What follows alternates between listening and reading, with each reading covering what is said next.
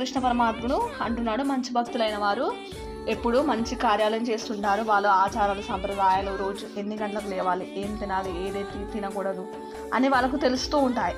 వాళ్ళకి నామస్మరణతో పాపాలు సహజంగానే కడిగివేయబడుతుంటాయి. ఇక్కడ ఏంటంటే హరే కృష్ణ మహామంత్రాన్ని జపించడం వల్ల ఏంటంటే శరీరము, మనసు, ఆత్మ అనేవి శుద్ధి అవుతుంటాయి. కాబట్టి మీరు కూడా రోజుకు 10 times హరే కృష్ణ మహామంత్రాన్ని జపించుకోవచ్చు. మేము ఇక్కడ చాలా పాపాలు చేస్తామని వారు కూడా కొంతమంది బాధపడుతుంటారు, చెడు ఆలోచనలు వస్తున్నాయి, మాకు చనిపోవాలని ఉంది అని కొంతమంది చాలా చాలా బాధపడుతుంటారు. అలాంటి బాధలు పడాల్సిన అవసరం లేదండి. మనకి ఇక్కడ భక్తి ఉంది, భగవద్గీత ఉంది.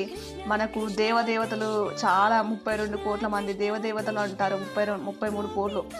భగవద్గీతలో స్వయంగా కృష్ణ పరమాత్మ నేనే స్వయంగా దేవుడు అని చెప్తూ ఉంటాడు. అటువంటి ఆయన మనకు భగవద్గీత అందించాడు. కాబట్టి మనం ఆ హరే కృష్ణ మహామంత్రాన్ని జపించి మనలోని పాపాలను కొంచెమైనా కడిగేసుకుంటే బెటర్ కదా. మనం బాధపడాల్సిన అవసరం లేదు. హిందువులుగా పుట్టిన వాళ్ళందరూ బాధపడాల్సిన అవసరం లేదండి.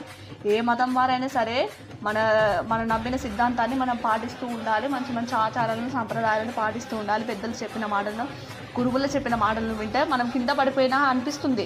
ఇప్పుడు ఇక్కడ కృష్ణ పరమాత్ముడు అదే చెప్తున్నాడు, భగవంతుని నిరంతరం స్మరించేవారు సహజంగానే పవిత్రుని చేసేస్తుంది.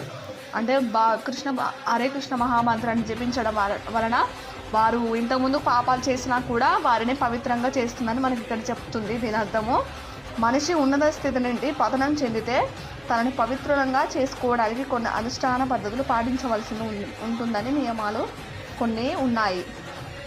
కానీ ఇక్కడ అటువంటి నిబంధనలు ఏమీ లేదు. కృష్ణ భక్తులకు అలాంటిది ఏమీ నిబంధన లేదు. ఎందుకంటే భగవత్ స్మరణ కారణంగా పవిత్రీకరణ పద్ధతి భక్తుని హృదయంలో అది వరకే ఉన్నది.